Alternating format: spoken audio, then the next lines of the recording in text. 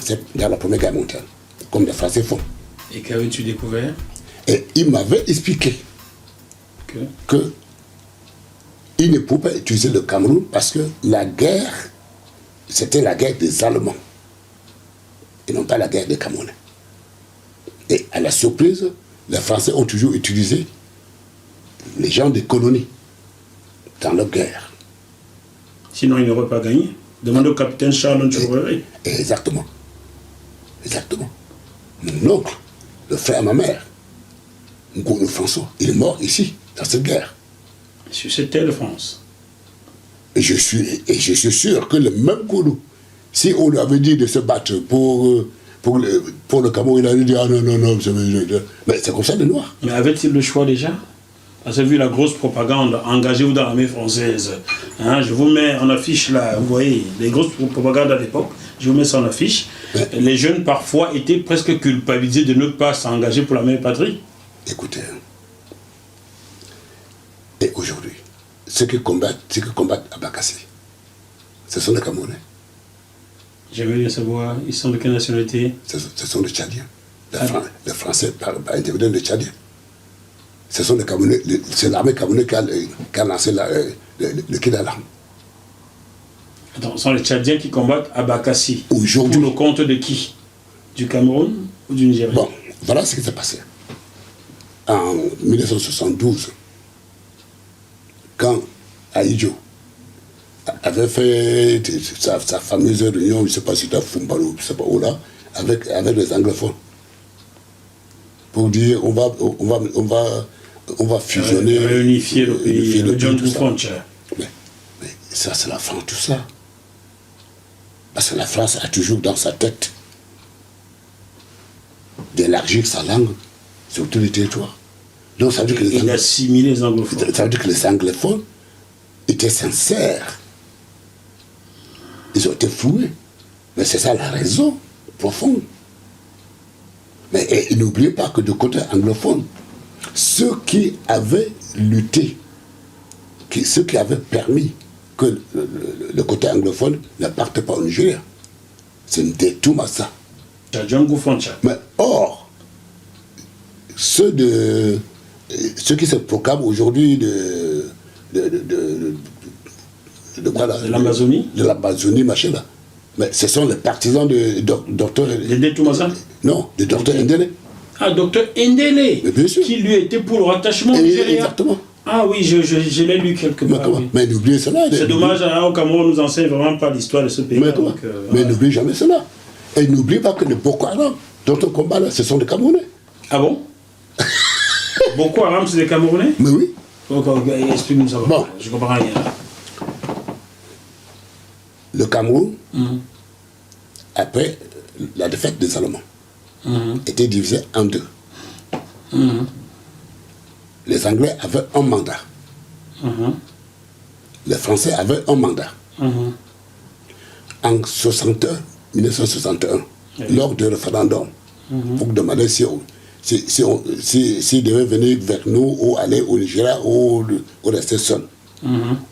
Du côté anglophone, on avait fait le référendum en deux temps. Le nord à part. Le nord, là où il y a Bamenda là-bas.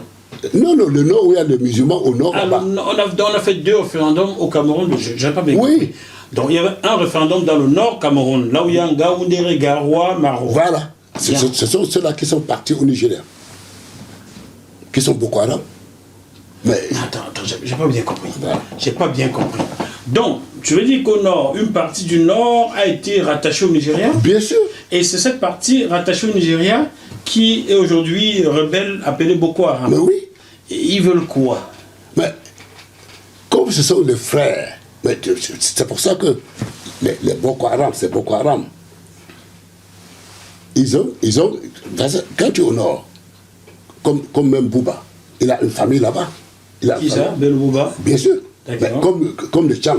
Les Tchang, ils ont une famille de côté anglophone. Oui, tout à fait. Exactement. Mais nord, c'est la même chose. Donc, les Bouba Bello, ils ont une famille de l'autre côté. Tu as une grand-mère ici, tu as une grand-mère. C'est pour ça qu'il n'y avait pas de frontières. Parce que Aïdjo a regretté après. Parce que Aïdjo n'avait pas lutté Pour occuper cette partie-là. Oui, mais pour que cette partie n'aille pas au Nigeria. Ah, je n'avais rien fait. Est-ce qu'il y comprenait quelque chose déjà? Mais oh, pas du tout. Oh là. Pas du tout. Parce que tout ce qui l'intéressait, c'était son pouvoir. Bah oui. Pour être président. Bah, lequel pouvoir? Mais on lui avait dit, viens, on te pose. C'était en 61. Il ne comprenait rien. C'était en 61. Donc, le PC avait beau crier au scandale. Donc, voilà. ce sont ces Camerounais qui ont été... Bon, pas des Camerounais. Ce sont ces familles C'est dans le Camerounais. qui vivaient... On ne va pas dire Camerounais, car ce sont les Blancs qui ont tracé toutes ces frontières. Aucun Africain n'a rien tracé. Donc, ce sont ces familles qui se voient divisées aujourd'hui, qui veulent se réunifier. On va dire ça comme ça. Je ne connais pas leur... Qui veut se retrouver? Je ne connais pas tout ce que je sais de Boko Haram, il parle beaucoup d'islamisme. D'islamiser. Bon, ça, j'ai islamisé tout le nord, presque tout le nord du Cameroun. Voilà. Je parle vraiment de ce que je sais. Il veut créer un État islamisé. Voilà, il veut créer un État islamisé, mais c'est pas quoi là. C'est ce qu'ils disent. Mais ce n'est pas pour cela que ces gens ne sont pas des Camerounais. Bon, aujourd'hui, ils sont Nigérians. Et aujourd'hui, ils sont Est-ce qu'ils Nigériens. revendiquent leur camerounité? Bien sûr. Ah bon? Mais- Ils veulent donc plus être Nigériens? Parce que, non. Pour eux, être de l'autre côté, c'est la même chose. C'est pour ça que l'armée camerounaise a beaucoup de difficultés au nord. Parce qu'ils font des réunions ensemble. Ils font beaucoup de On réunions. il faut identifier l'ennemi, quoi. Ils font beaucoup de réunions ensemble dans la forêt. Mais c'est parce qu'à un moment donné, le jeune qui a pris la tête de Boko Haram était devenu plus radical que celui qui avait créé le mouvement qu'on avait tué. Alors que lui, donc, il parlait, il ne passait pas à l'acte.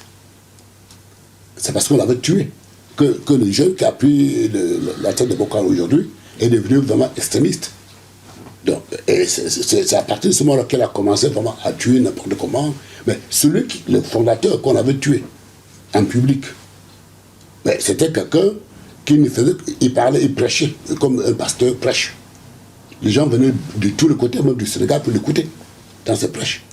Ah oui, oui, ça il ne faut jamais oublier. C'était quelqu'un qui prêchait, qui avait une force. Il prêchait comme le pasteur prêche. Il n'avait jamais tué personne. Il n'avait jamais dit... Mais lui, il avait dit, parce qu'il avait fabriqué le jeune là, en disant, si on me tue, vous allez voir ce qui va vous arriver. Lui, c'était un prêcheur. Oui. Mais le président nigérien, c'était un chrétien, celui qui avait l'homme au chapeau là, Goodluck. Goodluck Jonathan. C'est Goodluck qui l'a tué. C'est Goodluck qui a... Il était chrétien, il croit, ce qu'on lui a dit fait croire. Exactement. C'est lui qui a mis Parce que moi, je ne connais pas d'Africains chrétiens. Moi, je ne connais pas. Hein. Je suis comme On est d'accord là-dessus. Exactement. D'accord, voilà. Donc, c'est pour te dire que c'est ce type-là qui a mis le feu au Nigeria. C'est Goodluck qui a mis le feu au Nigeria. Ah, bah oui. Parce que quand ce type a été tué, et il avait tué vraiment en public. En public. Ben, j'ai vu son cadavre dans le YouTube. Ben, c'est des choses qu'on... Mais je ne sais pas comment les Africains fonctionnent, moi. C'est là que les jeunes... Se sont radicalisés. Ils ont dit, en ce moment-ci, on va voir ce qu'on va voir. En ce moment-là, les Camerounais étaient bien complices. Puisque ce sont des frères. Il n'y avait jamais eu de frontières. Jamais. Tu passais comme tu voulais. Avant que les Occidentaux ne tracent ce qui... Non, non, non. Je parle depuis 61. Puisque le référendum était en 61, 1961. J'étais déjà au Ghana. Oui. J'étais déjà au Ghana. C'est pour ça que c'était une histoire que je connais quand même. Mais ouais, tu avais 19 ans à cette époque-là. Voilà. Le côté anglophone. Le côté anglophone. C'était un mandat. Le côté anglophone du nord du Cameroun. Du nord au sud. Du nord au sud. C'était un mandat qu'on avait donné aux Anglais. Oui. Du côté francophone, c'était un mandat. Donné aux Français. Donc, le référendum. C'est fait en 2 étapes. Le référendum devait consister à demander, vous voulez aller avec vos frères francophones ou vos frères anglophones au Nigeria. Au Nigeria. Ah, ceux du nord du Cameroun ont choisi d'être rattachés au Nigeria. Au Nigeria. Et ceux du sud anglophones ont choisi d'être rattachés avec nous. Avec les francophones, on peut dire avec nous, parce que ce sont nos frères déjà. Oui. D'être attachés à nous. C'est exactement pour ça. Parce que, Oh, d'accord. voilà, parce que ceux du Sud, ceux que vous voyez aujourd'hui là, les gens de Babenda, ce sont les Bamileke, ce sont les Tchang. Ce sont les Grassfield. Ce sont les graphites. Parce que le nom Bamileke, je Dieu paternité se revendique le nom Bamileke. Les Douala disent qu'ils avaient dit Babo Tebaleke et Achang. Ils disent qu'ils avaient dit Peme le queue et les blancs, le blanc écrit Bamileke. Donc on ne sait pas qui a le nom Bamileke, ça fait qu'un siècle. Peu importe. On va dire Grassfield. Peu importe. Le graphite. Les Bamenda sont les Grassfield. Attends, le graphite, c'est 3 piliers. Ce qu'on appelle aujourd'hui le Bamileke, c'était le Meduma. Plus le Bamoun. Plus les Babouté. Ce qu'on appelle les Tikars. Les Tikars aujourd'hui. Voilà. Ils disent bonjour, non, les mains. Voilà, voilà la même famille. Plus les anglophones qui étaient avec nous. Oui, ceux qu'on appelle les anglophones, oui. Les anglophones du côté Babenda. Les Banyangé, les machins, tout, Voilà, tout ça. exactement. Ok. Parce Ils ont choisi de se rattacher au Cameroun pendant que leurs frères anglophones du Nord allaient en Nigeria. Exactement, c'est parce que au Cameroun anglophone, ceux qui sont venus avec nous, ceux qui sont en bas, c'est-à-dire à Boya, ceux-là ne sont plus les graphiers ni les Bamileke. Non, ils sont les Sawa. Ils sont des Sawa. C'est pour ça que c'est eux qui se battent. Il faut faire attention, ce sont ceux-là. Ceux du sud-ouest, eux, je dis, revendiquent quoi? Ils revendiquent l'indépendance. Oui. Comme ceux du nord-ouest revendiquent la même indépendance. Aujourd'hui. D'accord. Mais ce biais qui a fait que ces gens se sont radicalisés. Parce que les gens de Babenda, ils n'étaient pas d'accord avec les gens d'en bas. Non, ils n'étaient pas d'accord. Parce que ces gens-là, ils se réclament de leurs frères. De leurs frères du Nigeria? Non, de nous. De nous? Oui. Donc, qui se réclament de nous là? Ceux du sud-ouest? Babenda. Les mêmes filles. C'est ça disons les Bamileke. Les Grassfield. Voilà, les graphies. Ils se revendiquent de leurs frères Grassfield. Je ne sais pas si tu as déjà vu ces gens-là. Ils parlent le tchang, même langue. En effet, c'est papa, tu permets que je te dise, il y a le docteur Isaac Zama, qui est aux États-Unis, qui m'a contacté vendredi 15 septembre dernier. When I told him, say, we are the same, Isaac. You and I, we are the same. He said, no, we're not the same, something like that. Donc, depuis cette date-là, j'ai coupé le pont avec docteur Isaac Zama, je vous dis, sur ce plateau. Si quelqu'un de Bamenda me dit que moi, Bamileke, que nous ne sommes pas de sème, c'est qu'il n'a rien compris à l'histoire. John Fondi, oui. Quand il vient à Genève, il est chez docteur Sinkam. Il parle le même patois. Au Ghana, quand j'étais au Ghana, il y avait beaucoup des anglophones au Ghana depuis l'époque des Allemands. Il parlait de patois de Tchang. Mary, c'était une dame riche. Elle avait donné toute sa fortune. Elle avait donné toute sa fortune à Moumé comme contribution. À Félix Moumé? Oui. C'était à Nima, le quartier Nima. Mary était morte même dans la pauvreté.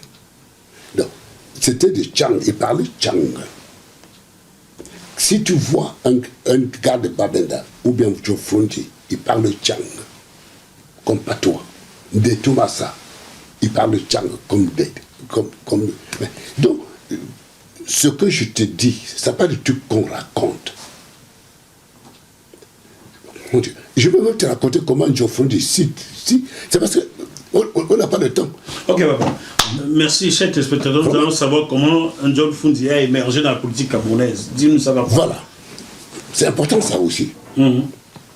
C'est une Anglaise. Pour te dire aussi comment Mitterrand va précipiter les choses pour la démocratie. Pour faire semblant de faire la démocratie en Afrique, au Cameroun. C'est donc Mitterrand qui impose la démocratie. Mais bien sûr. Ce n'est pas Paul Biya qui apporte la démocratie comme certains gens autour de lui disent. Ah non, ben dis. D'accord. Mais c'était fait à Bol. C'était fait à Bol, la réunion était à Bol. Mais c'était comment? C'est une Anglaise qui va au Cameroun comme touriste. Oui. Elle arrive à l'hôtel. Elle prend un journal. Elle lit le journal. Il y avait un article dans ce journal. Et Elle est allée voir le directeur de l'hôtel pour dire, mais je ne vous comprends pas. Vous dites que ici c'est la dictature. Mais comment dans un pays de dictature on peut écrire Quels articles? dans un journal, dans une dictature? Et le directeur de l'hôtel lui a donné l'adresse du directeur du journal. Va le voir, il va t'expliquer mieux que moi. C'était quel journal tu as eu? Ah, je ne sais pas. Laisse-moi venir. Parce que ce que je dis, c'est très profond. Pour te dire, l'homme qui te parle, les Camerounais vont voir aujourd'hui, vont découvrir beaucoup de choses. D'accord. Parce que je me suis tué depuis longtemps. Mais comment? Tekam, il est Cameroun, il vit. Si Tekam voit ton émission, il verra. C'est son prénom, c'est... Tekam Jean-Michel. Tekam Jean-Michel. Il est pharmacien, il n'a pas fait ça. Donc, voilà des gens qui ont, mais qui ont retardé la victoire de Cameroun jusqu'aujourd'hui. Ah bon? Tekam Jean-Michel? Ah mais bien sûr. Comment? Mais, laisse-moi d'abord expliquer. D'accord, il ne faut pas qu'on oublie. Yono Black, tu connais Yono Black? Of course.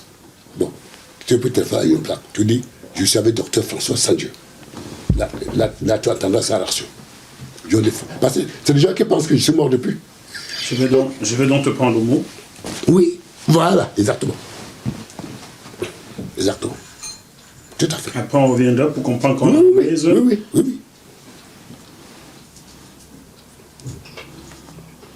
J'espère qu'il va décrocher. J'ai mis en vidéo. Chers téléspectateurs, nous appelons Maître Yondo Black Mandingue au Cameroun, en espérant qu'il va décrocher.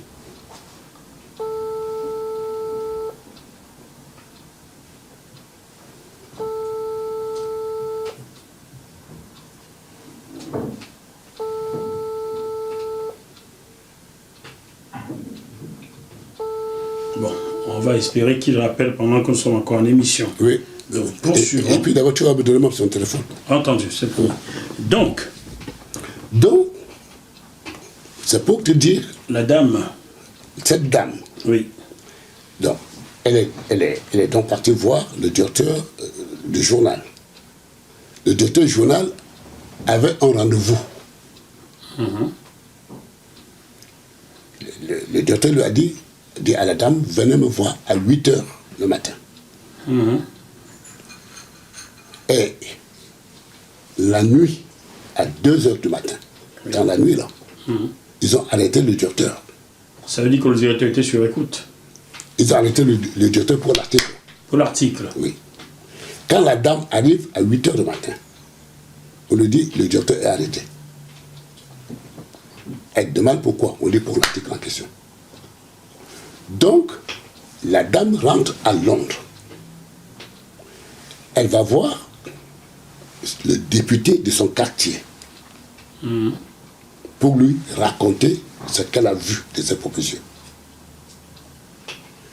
Et le député de son quartier lui dit, je vais regrouper quelques confrères et tu viendras nous raconter ce que tu me racontes là. La dame,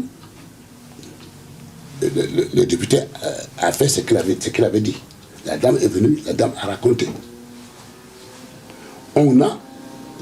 Les députés ont invité des Toumassa, qui étaient réfugiés à Londres. D'accord. Mais dans le cadre de l'UPC. Or, l'UPC, il est classé comme parti communiste depuis toujours. Pestiféré.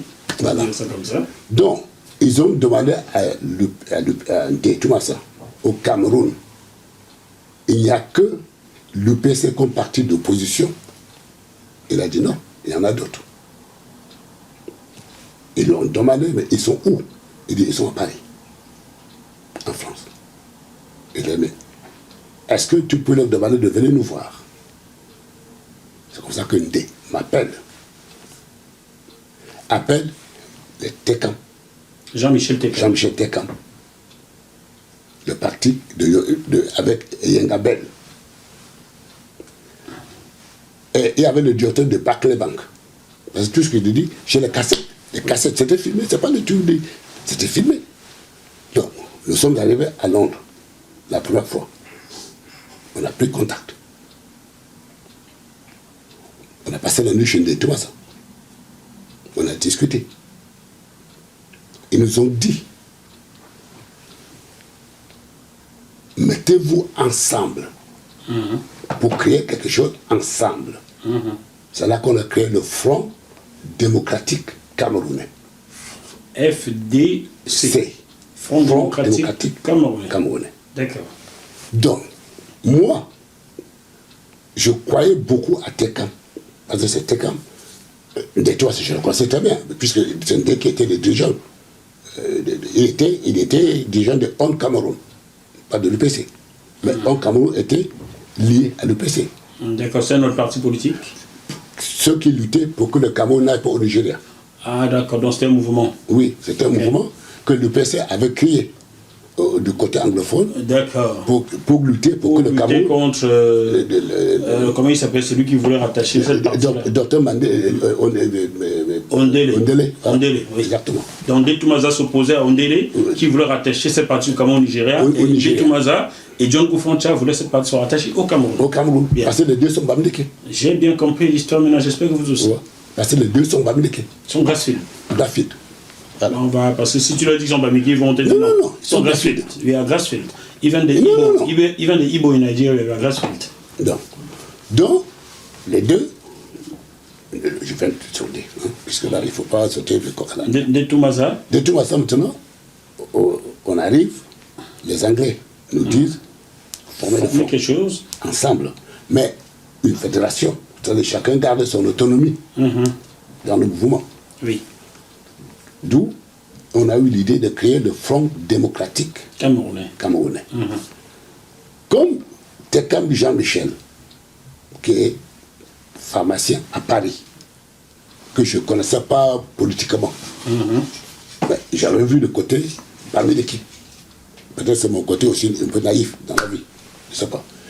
Donc, je lui dis, quand on partait, la deuxième fois, pour concrétiser la formation de cette plateforme. Cette plateforme, c'était en public, puisque les Américains avaient envoyé quelqu'un. Les Américains, ils avaient envoyé une délégation pour venir nous assister. Donc, j'ai dit à Tekam, je préfère que ce soit toi qui prennes la tête de Front démocratique parce que... Ndetouma est blacklisté. Parce que si c'est Ndetouma, on va tout de suite nous cataloguer comme parti communiste. UPC, oui. Comme UPC. Ah, stratégique. Donc, Tekam, il a refusé. Il a refusé de prendre la tête. Oui. Oh. Donc, on arrive à la salle où il y avait une foule, où on devait maintenant officialiser les choses. Tekam, il s'est retiré du bureau pour aller se mettre dans la foule. Je lui ai demandé, mais c'est quoi ton histoire là? Il m'a dit, je suis l'héritier de mon père.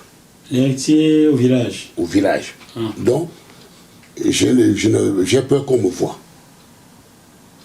Bon, donc, il avait peur, cette peur qui est installée dans les Bamileke depuis là, elle habitait aussi. C'est ce qu'il avait dit. Monsieur Jean-Michel Tekam, si vous vous sentez invectivé, vous êtes libre de me contacter. Il prend le droit de répondre. Il ne peut pas dire le contraire. Ah, il a le droit de prendre mais bien sûr, mais je ne sais pas. Vous venez. Mais je veux même te dire comment, le jour qu'il partait au Cameroun, il m'a vu à l'aéroport, il a fui. D'accord. Alors, il m'a dit non. Je ne suis pas venu ici pour raconter des bêtises. D'accord, il s'est assis au fond de la salle. Il s'est assis au fond de la salle. Et il s'est passé quoi? Donc, nous alors, on a présenté, c'est en ce moment qu'on a nommé des présidents. Vous n'avez pas le choix. Mais pourquoi tu n'as pas pris? J'avais pris la place qui me convenait. Laquelle? J'étais le secrétaire extérieur. C'est-à-dire qui jouait le rôle de l'affaire étrangère. C'était à moi de contacter les pays étrangers. Parce que j'étais connu. Ils savaient tous que c'est moi qui avait vraiment chassé Ayo, qui était vraiment celui qui était connu, qui était accepté par le blanc. Par les Allemands, par les Suisses, par les systèmes. C'était moi. Ils savaient ça. C'est pour ça qu'eux-mêmes m'avaient dit, tu prends ce poste-là. J'accepte ce poste. Quelqu'un accepte le poste de l'intérieur. Ce qui c'est-à-dire quoi? Jean Tekam, ça veut dire que, donc, s'il y a des trucs de propagande, comme lui, il avait dit, qu'il a la possibilité d'aller au Cameroun sans s'inquiéter. Il n'était pas blacklisté. Non, il n'avait pas donc l'amnistie, il n'avait rien. Je veux dire, sans être blacklisté. Ah, d'accord, voilà. Oui, donc, il a dit, je peux aller au pays, faire comme je veux, et tout ça. Donc, il n'avait plus de poste de l'intérieur. C'est-à-dire que lui, s'il y a quelque chose à aller organiser, c'est lui. Parce qu'il pouvait aller, pas nous. D'accord. Ni moi, ni Yenga, etc., etc. Donc, le type de Barclays Bank, que j'ai oublié son nom. Donc, il était le trésorier. Voilà comment les postes étaient répartis. C'est réparti, oui. Donc, effectivement, chacun rentre chez lui, il se met au travail. Tekam, il va effectivement au Cameroun. Il regroupe les Yono Black. Il regroupe les Yono Black. Bon, ils avaient fait une réunion discrète, je ne sais pas quoi. À la surprise, tout le monde était arrêté. Sauf lui. Sauf lui, Tekam. Oui. C'est curieux, il était au Cameroun, arrêté tout le monde sauf lui. Sauf lui.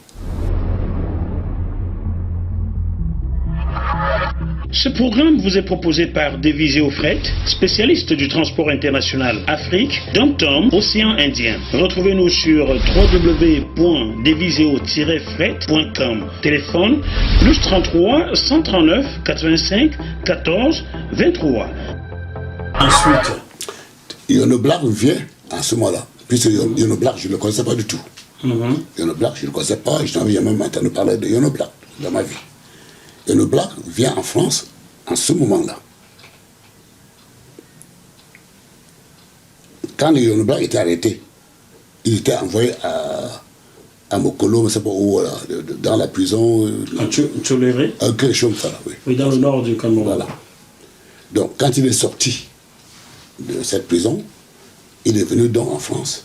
Il est venu, il m'a appelé, il a demandé donc mes coordonnées à Dr Mbakam, qui était à Paris.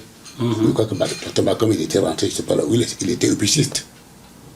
C'est même lui qui m'avait dit, puisque quand je passais à Paris, je partais le voir dans son cabinet, puisqu'il a fait des études en France. Et un jour, je suis allé lui dire, mais Ongri Basanga, il vient de sortir. Il dit, quoi, Ongri Basanga? Et voilà. Donc, Bakam, il avait confiance en moi.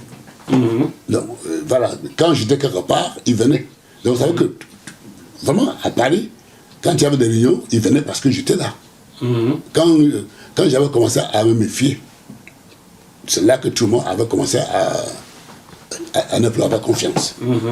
Donc, Yono Black vient, il m'appelle, je suis monté le voir chez lui, parce qu'il avait une maison ici, je ne sais pas s'il a toujours.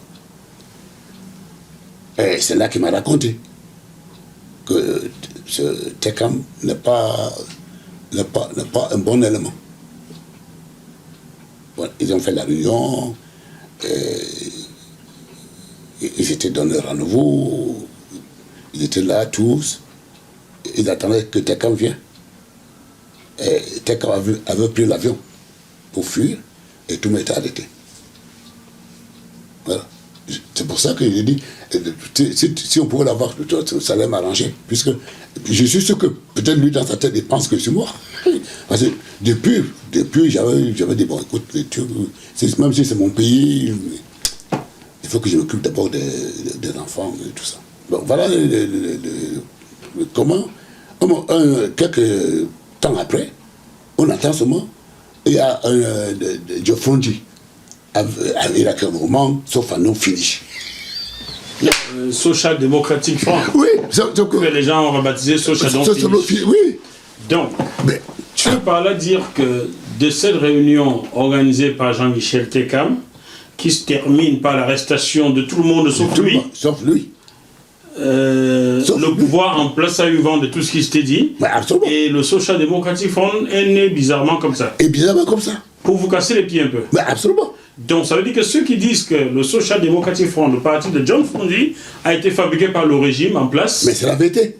Donc John Frondi n'a jamais été un vrai opposant alors? Ah, jamais. Non, ça je le dis jamais. Je le dis là, jamais. Jean-Robert Wanko en Allemagne, tu as entendu? Ouais, comment? Toi qui te plains tout le temps. Je le dis jamais. Jamais.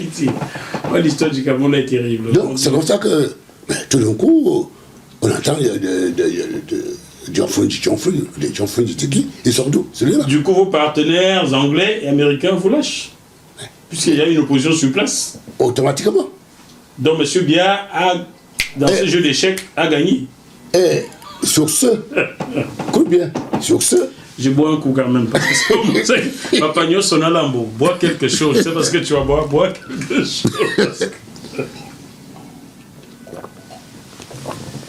Chers téléspectateurs, nous sommes avec notre frère, le brave, qui est en coulisses, qui a amené Papa.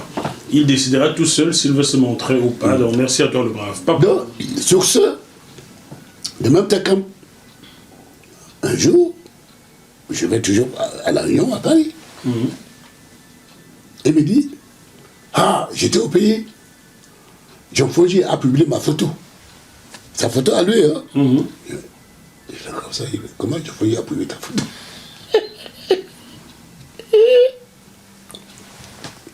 C'est à partir de ce moment-là que j'avais commencé à dire, mais attention, ces gens ne sont pas quand même sérieux. Mais j'ai commencé à dire, bon, à un moment donné, et donc voilà, je continue. Pour dire comment Mitterrand va prendre la décision d'imposer le multipartisme. Parce que moi, en tant que socialiste, je disais toujours ce que je faisais aux socialistes. Toujours.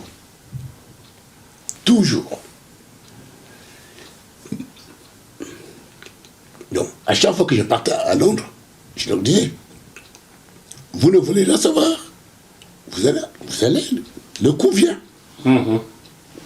Donc, quand on a mis sur pied le Front démocratique, les Américains étaient venus, tout ça, je leur ai dit, voilà, l'affaire a pris. Vous avez traîné, mais là-bas, les ordres bougent. Ça bouge maintenant. C'est à ce moment-là que Mitterrand se réveille en ce moment-là. D'accord. Oui. C'était en ce moment-là.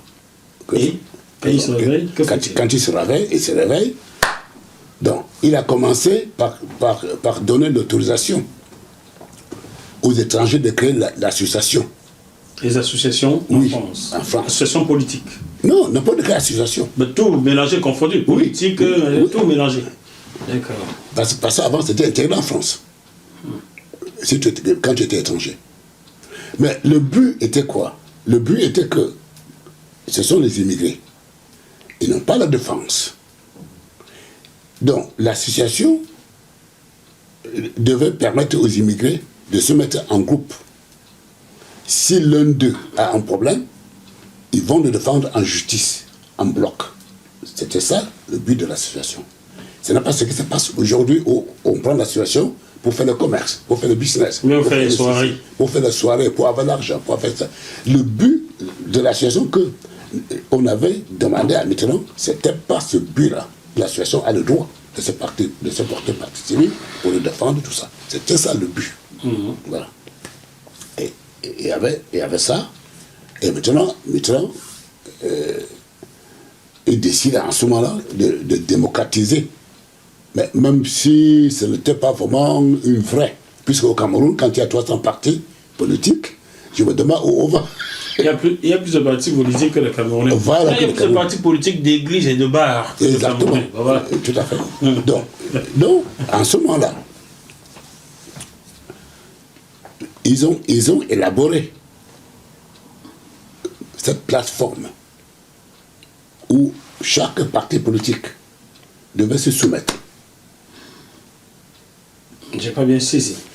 Bien. Ils ont élaboré qui? Au Cameroun. Au Cameroun. Oui. Mais le pouvoir en place. Je suis sûr que c'est la France qui avait le pouvoir en place.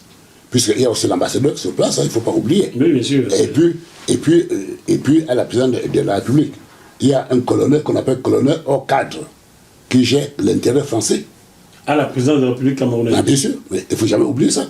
Il y a un colonel, il est colonel hors cadre. Rassure-moi, j'espère qu'ici à l'Élysée, il y a un colonel allemand ou américain. Il n'y en a pas. Il n'y en a pas. Ah, d'accord. Ça, c'est au pays des droits de l'homme, ça. Au Cameroun, chez nous, il y a un colonel qu'on appelle colonel hors cadre. Ah, le Cameroun que tu crois être le chez vous. Car c'est le chez eux, le sous-sol leur appartient, tout leur appartient. C'est lui qui gère, c'est lui qui gère la partie française. C'est ce colonel-là que le roi Gbagbo ne voulait pas, là. Je pense. Quand il a muré le couloir sous-sol, là. Non, non, c'est différent. Ah, d'accord. Revenons au Cameroun. On va... C'est différent. Donc, ils ont élaboré une plateforme au Cameroun. On nous envoie pour dire que maintenant, nous pouvons rentrer à la maison pour que les partis politiques. Qui vous l'envoie, le Cameroun ou la France? Mais non, le Cameroun. C'est cette plateforme où on implique Camto dedans. Pardon? Oui, cette plateforme-là, on implique Camto. Camto? Camto, notre Camto, on dit Camto a élaboré ça. Il a participé. On dit qu'il a participé à cette plateforme-là dans les années 90.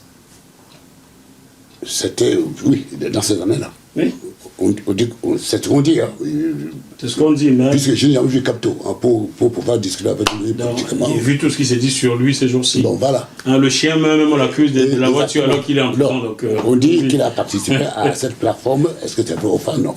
Mais, sauf que le piège était tellement gros qu'un bébé qui avait quand même un cerveau. Vous déceler.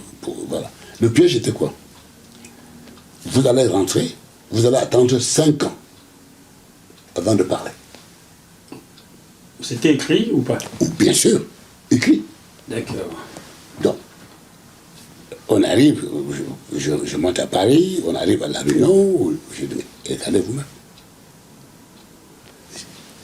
Tu arrives, tu es à l'étranger. Le peuple compte sur toi, parce que le peuple compte beaucoup sur ceux qui sont à l'étranger, sur ceux qui luttent à l'étranger. Parce qu'ils savent que ceux qui luttent à l'étranger ont plus de liberté de défendre le pays que ceux qui sont au pays. Donc, tu vas rentrer. On compte sur toi. Tu vas attendre 5 ans. On va t'exprimer. Mais on va t'oublier. Le peuple va t'oublier et te traiter de traître. Voilà. On va dire, mais qu'est-ce qui s'est passé? C'est pour cela que tous ces gens-là que tu vois au pays aujourd'hui, les Ungli Massanda, les Sissi, tous ces gens-là ont été oubliés. Ils savaient pourtant lire, ils ont lu le même papier que toi. Comment? Est-ce que tu les avais alertés sur ce piège? Mais bien sûr.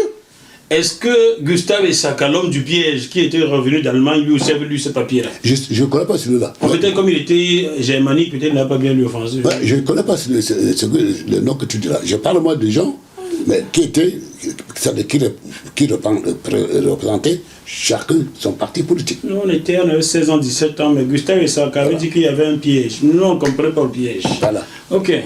Donc, Yondo Black, il vient. Je lui dis, mais... Yondo Black Mandingue. Maître Yondo Black. Maître Yondo Black, mais comment? Il téléphone à la maison tout le temps. Mais ma femme ne l'avait jamais vu. Ma femme a discuté avec lui beaucoup au téléphone. J'étais chez lui. J'étais chez lui. Mais il avait beaucoup confiance en moi. Il n'avait confiance à personne. Mais c'est pour ça qu'il dit que c'est dommage. Donc, il est égal à lui-même, quoi. Mais comment il est égal à lui, il n'a pas changé parce que c'est qu'on se dit, bon, on va parler d'ici dans le télé. Voilà. Bon, donc, à partir de cette plateforme qu'on vous adresse, certains qui sont ici décident de rentrer au Cameroun. Et ils disent, on va rentrer, on va quand même faire... voilà, il était dit aussi. 1. Passe 5 ans avant de parler.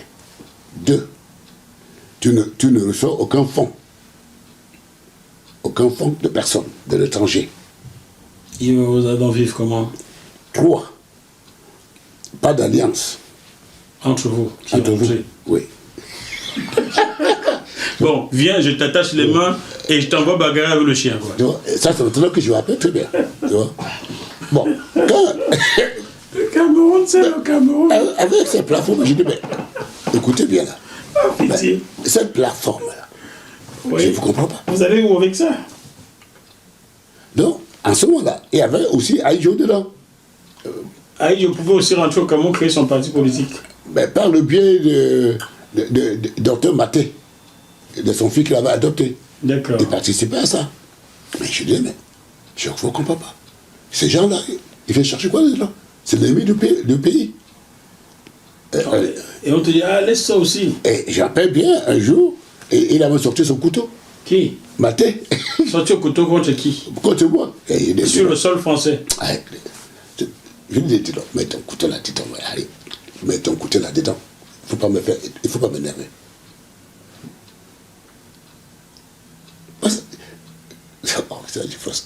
Il a compris tout, il a mis son couteau. Il était vraiment docteur ou bien on lui a donné un titre docteur? Mais c'est toujours dans le YouTube que je découvre que Aïdjo était vraiment le dernier des idiots. Le gars, il n'avait pas terminé.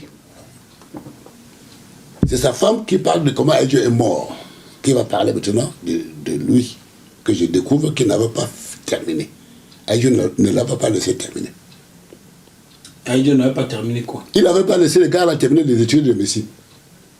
Ah, donc l'appel docteur, c'était un titre usurpé. Oui. Donc il n'est pas docteur. Non. Je comprends pourquoi il a sorti au couteau. Donc, je te dis, c'est la femme d'Aïdjo. Puis aussi, elle parle beaucoup, la femme là. Elle raconte beaucoup de choses.